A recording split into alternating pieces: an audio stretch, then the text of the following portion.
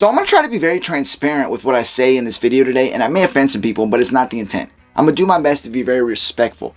But what I mean is, as a society, there's things, movies, TV shows, music, 20, 30 years ago, and before that, that we thought is funny and just innocent. But nowadays, some of that stuff would not fly based on the moral ethic code we have as society now. But one of those things that we are going to talk about is a song by the band Nirvana that came out in 1993 that I believe probably wouldn't even get radio airplay as it stands today. What is going on, everybody? Welcome back, music lovers, especially my rock music lovers. That's right. Welcome back to the channel. Please do me a favor. If you're new to the channel and you're not subscribed, please do so right now. Absolutely hit that button. That will help me and this channel grow. And if you're sitting there asking yourself, why would I subscribe? I haven't even watched the video. Well, I'm going to tell you why. Because you're going to love the video and you're going to subscribe no matter what. So you might as well do it right now. But anyway, back to the video. Today we're going to talk about Nirvana, and everybody knows who Nirvana is. And well, I say that because I'd be surprised if there was people who did not know who Nirvana was.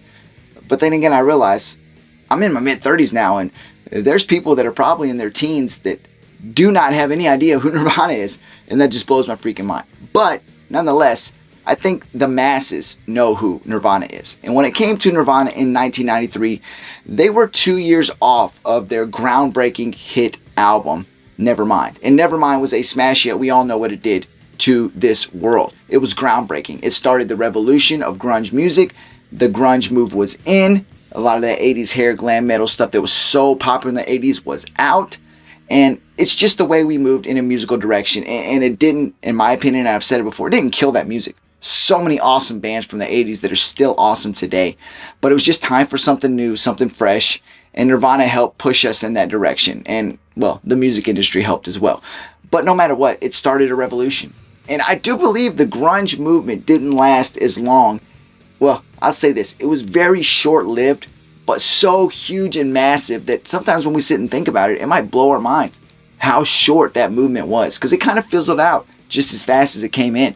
In my opinion, I've said that before and people try to argue with me. Again, it's my opinion. But bands like Pearl Jam, Nirvana, Alice in Chains, Soundgarden, and all the other bands, Mother Love Bone, Green River, I mean, all those bands, they had a new sense of life when Nevermind came out.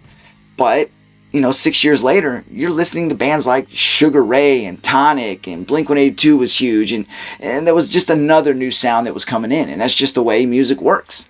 But in 1993, they released their follow-up album to Nevermind, In Utero. And there was quite a few good-ass songs on this album. But we're going to be talking about one today in particular that I believe, like I said, when it comes to society today, this song might not get any radio airplay. In fact, it might get the band completely canceled.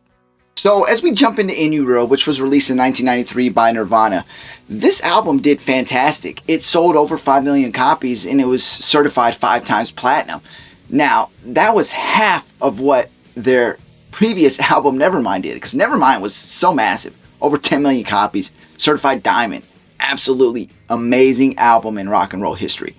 But to jump into In Utero and do, well, half of that as far as what your album sales were and certifications, shit, if you're crying over that, you're out of your mind, because that's absolutely amazing in its own right. But when it comes to In Utero, their second single is what we're going to be talking about today, which they actually released 2 songs around the same time. Their second single is actually 2 separate songs. They did release All Apologies after they released Heart Shaped Box, and they also released Rape Me around the same time. Rape Me is the song we're going to be talking about today.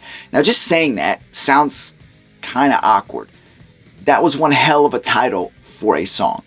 But that is what we're going to be talking about.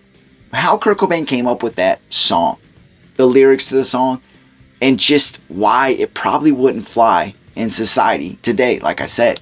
And really, I don't think it would. So let's talk about the title of the song just a little bit. And this is where, trust me, I mean to offend nobody, and if I do apologize, but I'm going to be speaking a little bit of opinion. So obviously the title Rape Me does jump off the page.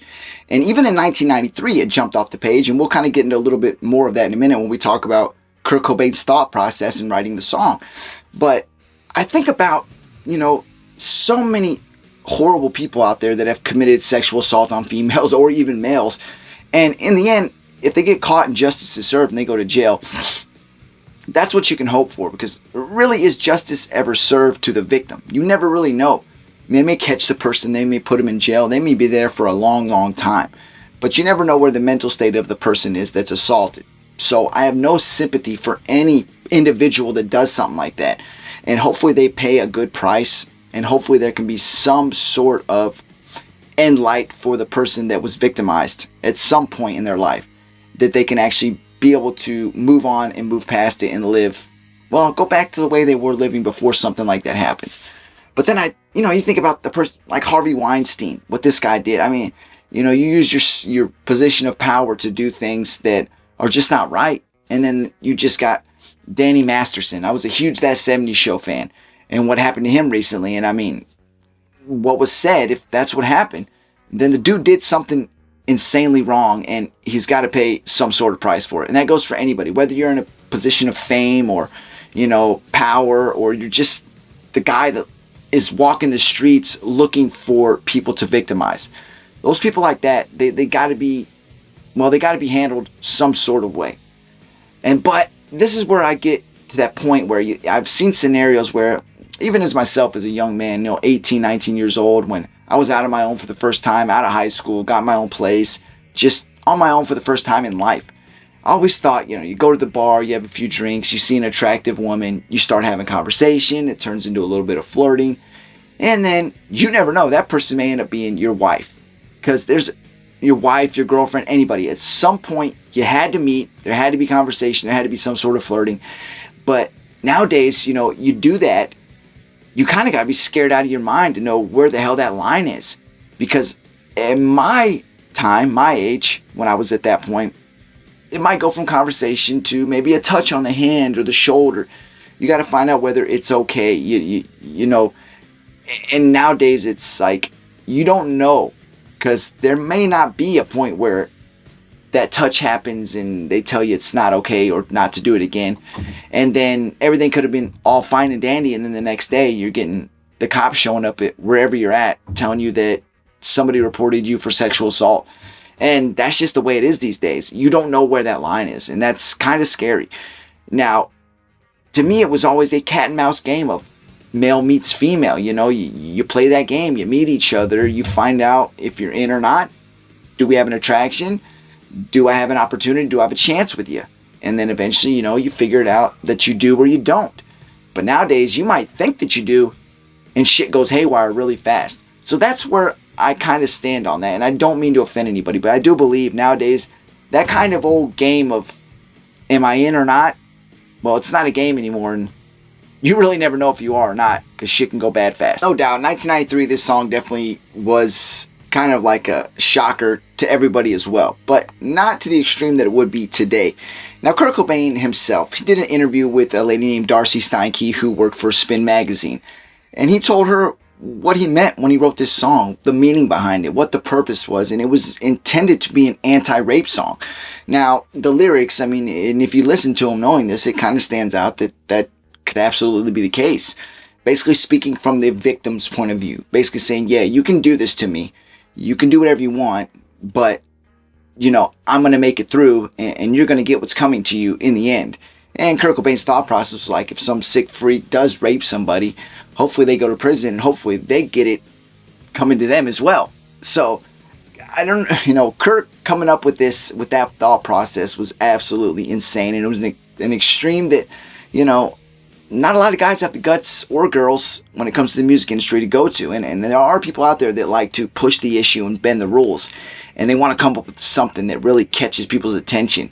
And this was something that absolutely did that. And this being one of the singles off of In Utero that absolutely was a jaw dropper. I mean, but in the end, it was one awesome song. Great melody, great tune to jam to, and great... Even when you didn't know what the lyrics were, you sang along to them with no other thought process than just singing the words that you were hearing and tapping your foot, nodding your head, whatever you were doing. You never dug too deep into anything other than that. And even with Kurt and what he meant by it, it was just meant to be a great rock tune, but it had its meaning. And if you really want to understand it, that's all you got to understand is Kurt didn't like any freaking guy that thinks he can go out there and sexually assault a woman and not get what's coming to them. And you hope that any of those people out there that do sick, crazy shit like that, you hope they get what's coming to them. But if you talk about 2024, Kurt Cobain wrote this song right now, if he was still alive, R.I.P. Kurt Cobain. I have no doubt in my mind this song would hardly get to touch the light of day as far as any mainstream play. It would obviously somehow get its way out. It would be on the internet. People would hear it. People would have their opinion on it. But I also kind of wonder what people's opinion would be nowadays. Not just the mainstream, these huge radio networks, these huge, music production companies. Any of them saying no to it wouldn't surprise me. But I would like to know what people, just us, the general public, would think if this song came out today. I don't know, man. I really don't know what people would think. But I think when it came out at the right time. Kurt had his reason for writing it. I can understand it. And in the end, it was just another great tune off of another great album. Again, that was a follow-up to a massively historic album. But no matter what, a great album in the end. And obviously, it wouldn't be long after that we would end up losing Kurt Cobain. And the world would just be stuck with the short time we got to be with him and Nirvana's music, which was absolutely massive and groundbreaking. But in the end, we know what we got. We know what this song is. And we know that today there might be a big X in front of Nirvana's name saying these guys are canceled and we don't want nothing to do with them. But that's not the case. We know what we got, and we'll forever be grateful to Kurt and Nirvana for that. So until next time, go out there and take care of your friends and family. Do something amazing. Sometimes we got to bend the rules to draw people's attention, to get our point across. And if we have to and we feel it's right, then go out there and do it. But either way, at least speak for your mind and for yourself and go for something. Stand for something. Till next time, take care of yourself. I'm out.